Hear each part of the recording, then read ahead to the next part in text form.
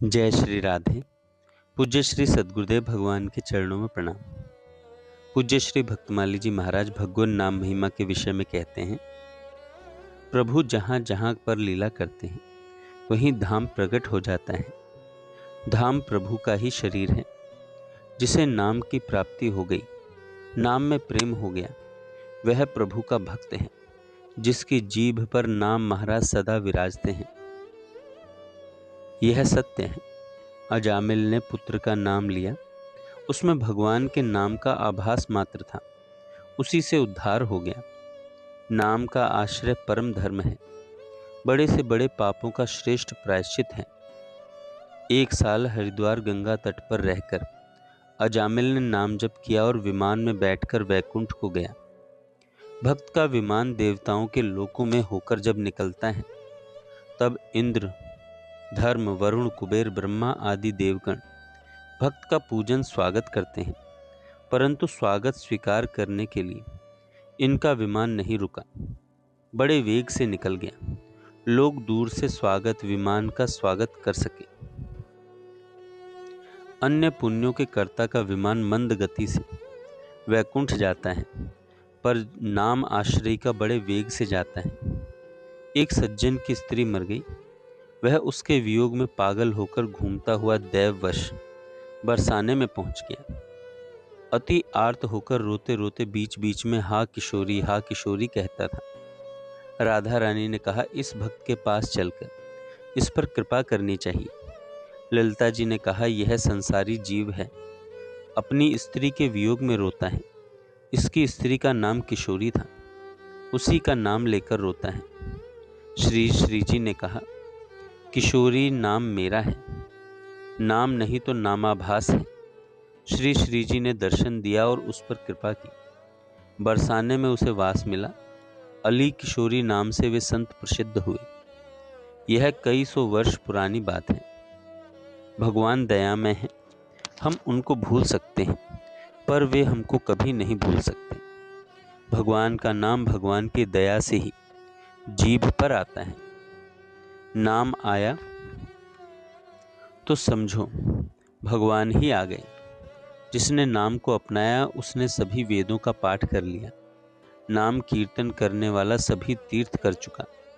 नाम लेने वाले के पितरों का उद्धार हो जाता है।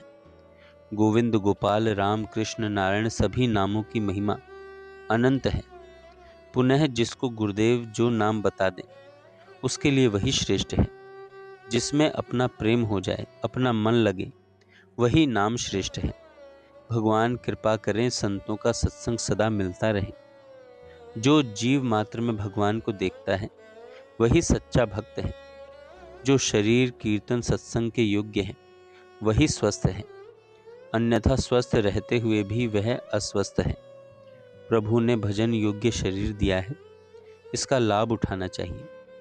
शरीर के अंत में आने वाले दूतों के साथ तत्क्षण चल देना पड़ता है। अभी नहीं चलूंगा यह नहीं कहा जा सकता है। गवर्नमेंट का वारंट आवे तो घूस रिश्वत देकर उससे बचा जा सकता है, पर मृत्यु से नहीं। अतः सतत सावधान रहना चाहिए। प्रभु ऐसी कृपा करें कि हम उनके नाम स्मरण में आलस्य प्रमाद ना करें। आपके पत्र में ऐसी ही घटनाओं का वर्णन है, जिन घटनाओं से लौकिक दुख होता है, परमार्थ दृष्टि से देखें तो उपदेश मिलता है। भगवान के नामों की महिमा अनंत है। श्री कृष्ण के मथुरा चले जाने पर माता यशोदा जी दुखित रहा करती थी। जहाँ प्रेम होता है वहीं सच्चा ज्ञान प्रकट होता है। माता जी ने किशोरी जी से कहा कि मुझे भक्ति में ज्ञान का उपदेश दो। श्री जी ने कहा कि आप अपने पुत्र का भक्ति पूर्वक स्मरण करें, उनके नामों का स्मरण करें। उनके मुख्य नाम ये हैं, राम, नारायण, अनंत, मुकुंद, मधुसूदन, कृष्ण, कंसारी, हरि, वैकुंठ और वामन। वैकुंठ और वामन, इन 11 नामों का उच्चारण करने से अनेक जन्मों के पाप, महापाप नष्ट हो जाते हैं। ऐसा कहकर श्री किशोरी जी ने सभी नामों की व्याख्या की। सभी नामों की व्याख्या की। दोबारा सुने। राम,